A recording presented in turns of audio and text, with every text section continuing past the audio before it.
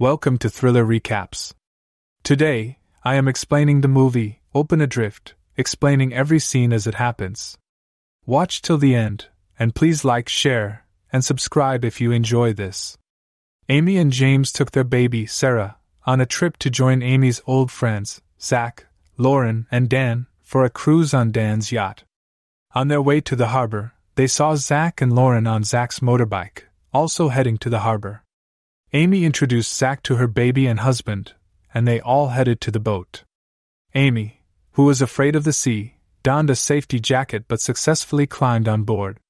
They all went in search of Dan and found him below deck in a compromising position with a lady named Michelle. They all just laughed about it. Zach received birthday gifts from Lauren and Amy as they headed back on deck. Later, Dan and Michelle brought out a birthday cake for Zach, and he blew out the candles. Dan didn't let Zach smoke while on the yacht. Lauren and Zach asked Michelle and Dan about their relationship and how long it had been. Michelle told them that their relationship was fairly new as she counted the amount of time they had been together. Amy and James laid their baby in bed below deck, then returned to deck after turning on the baby monitor. Dan offered Amy a drink, but she rejected it because she was breastfeeding. Michelle asked her about the safety jacket she was wearing, but Amy deflected with a joke, not wanting to talk about it. Dan thanked everyone for coming after so many years and made a toast to Zach for his birthday. After they docked in the middle of the ocean, Michelle told Dan that she was hot and would like to take a swim. Dan asked the others if they were up for it. He handed out some supplies from the boat, including a knife, which he gave to Zach. Just as everyone was preparing to swim, Sarah started crying. Amy encouraged James to join the others, saying she would take care of Sarah. Everyone jumped into the water except Amy and Dan. Amy fed Sarah with Dan present, then put her down for a nap. She put her life jacket back on, refusing to take it off while on board. Meanwhile, Zach added a pendant to Lauren's necklace as they swam together. Amy and Dan talked about her fear of the ocean. She confessed that she didn't want her daughter to see her like that. Dan shared that one of his friends had been afraid of clowns but overcame it. Amy asked how, and Dan explained that they took him to the circus. Then, suddenly, he scooped Amy into his arms and jumped into the water as she screamed. Amy's mind flashed back to her childhood, when her father tragically drowned while swimming with her. This traumatic event had led to her developing aquaphobia. Everyone rushed over, seeing Amy's distress. She was stuck in a trance, unmoving, which Michelle pointed out. James asked Dan how she got into the water and if he was responsible. Lauren and James reassured Amy in her trance state that they would get her out of the water. The group realized that nobody had lowered the ladder, making it impossible to reboard the yacht. They tried to grasp the side of the yacht, but it was too smooth to climb, and the deck was too high to reach. Meanwhile, James sang a song to Amy to calm her as the others struggled to re-enter the yacht. Amy gradually regained her composure and joined James in singing. She asked about Sarah, and James assured her that Sarah would be fine. Michelle complained to Zach that she had expected the trip to be fun but now felt tired and cold. Zach reassured her that they would find a solution. He borrowed the floating balloon she had to use it to climb, but it was too slippery, and during the process, the balloon deflated. Zach then grabbed a dangling national flag, but it ripped under the pressure of his grip. Michelle panicked, thinking a shark had touched her legs, which caused alarm among the others. Dan went down to check but found nothing. Everyone turned their attention to Dan, blaming him for not ensuring the yacht's ladder was lowered and for throwing Amy into the water. James challenged Dan, saying that with the amount of money spent on the boat, there should have been a backup plan. Dan threw the blame back at them for not lowering the ladder themselves before apologizing to everyone. Meanwhile, Sarah slept amidst the chaos. Michelle panicked and almost drowned Dan in her attempt to relieve herself from the exertion. She tried to drag Amy's life jacket off her, crying that it wasn't fair for Amy to be the only one with it, and that they should share. Lauren helped Michelle float to calm her down as she panicked, fearing they might drown. Michelle said a prayer, hoping they might be saved. The group then heard a phone ringing and swam towards the sound. It was coming from Zach's clothes, which were hanging slightly off the deck of the boat.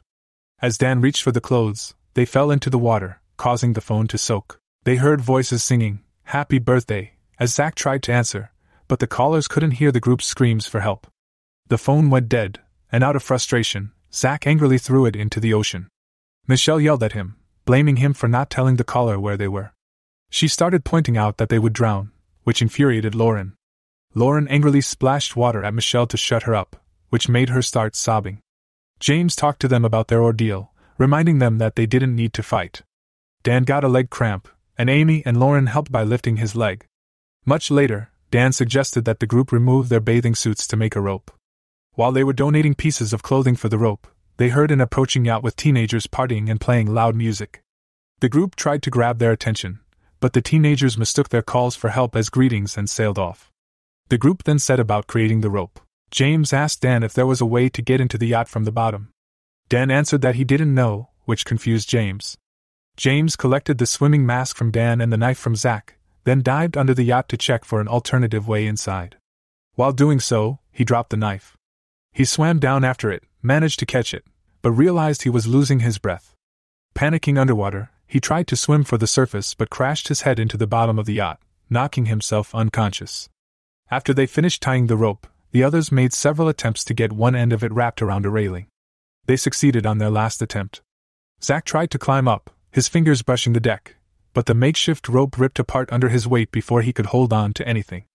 Amy called out to James, who resurfaced with blood trickling from the side of his head.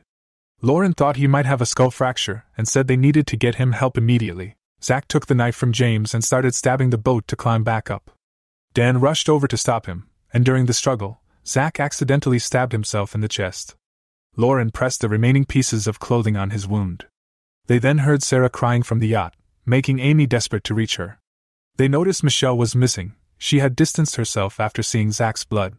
Dan went in search of her and saw her sinking underwater. He swam after her and saw her lifeless body drifting below the surface. He dived after her but couldn't reach her as her body disappeared into the depths of the sea. He had to rush back to the surface without her. Zach started showing signs of delirium, and after some time, he died from blood loss in Lauren's arms, declaring his feelings for her before passing away. Lauren cried inconsolably. James accused Dan of valuing his yacht more than their lives, blaming him for Zach's death. Out of anger, he threw a punch at Dan. Amy stepped in to break up the fight, and James accused her of taking Dan's side because he was her ex. Dan confessed that the yacht belonged to his boss, and that he had lied about his life. He sobbed bitterly, accepting the blame for Zach's demise. James and Amy tried to persuade Lauren to let Zach's body go, but she initially refused. Eventually, she agreed and let him float away, face down. Much later, they all floated, exhausted from swimming, with Amy supporting James' head. James, in excruciating pain, talked to Amy about their baby. He told her he would check on Sarah before he went to bed, saying that Sarah was a good girl, just like her mom. Amy tried to stop him from exerting himself. Lauren told the others that she was going to swim back to shore to find help. Amy replied that it was too far, but Lauren insisted, saying she refused to die treading water. She hugged Amy and tasked Dan with taking care of Amy and the injured James, which he promised to do. Then she swam off. Sarah started crying again, searching for her mom, but Amy was unable to go to her. Amy asked Dan to help hold James so she could search for the knife, but he offered to go himself. Later that night, James mentioned hearing Sarah cry, and Amy explained that she was hungry. James said he wanted to go to sleep, but Amy told him not to. Crying, Amy apologized, and James told her not to cry. A rainstorm began, and James, unable to resist closing his eyes, died, making Amy cry out in pain. Dan heard her cries from a distance while still searching, but his efforts were unsuccessful. Amy let James' body go, watching as it floated away. She went in search of Dan and found him struggling in the raging storm, a distance away. With her help, they made their way back to the yacht. Out of anger, Dan slammed his mask against the hull in frustration, breaking it. Then he got an idea. Using the broken mask, Dan wedged it into the crevice of the side door for the ladder, giving him something to hold on to. He yelled for Amy to climb over his shoulders and step onto his hand wrapped around the mask. She tried several times but failed. Ignoring the pain and his bleeding hand, Dan kept insisting she climb. Finally, Amy managed to grab hold of the deck floor and pull herself back on board. Once on board, she lowered the ladder for Dan and then hurried to tend to Sarah, who had toppled over in bed. However, Dan, consumed by guilt, decided not to climb up. Instead, he chose to drown. After some time, Amy noticed that Dan hadn't come on board. She went out to look for him and saw him swimming away. She called out to him, hoping to bring him back. She hesitated to jump, throwing in a life ring as she remembered trying to save her dad in the past. Despite her memories, she kept yelling Dan's name. Then, determined not to let her past stop her, she dove into the sea and reached him. The next day, A fishing boat approached the yacht and noticed the lowered ladder and life ring still floating in the water, which was unusual. The yacht appeared empty to the fishermen, except for the sound of Sarah crying from the lower deck. Amy emerged from the lower deck, standing on the yacht in the sunlight, looking around lost in thought. Dan was shown lying face down on the boat with a towel covering his lower half, possibly sleeping or dead. Subscribe for more daily videos. Your support, likes, shares, and subscriptions mean a lot. See you in the next video.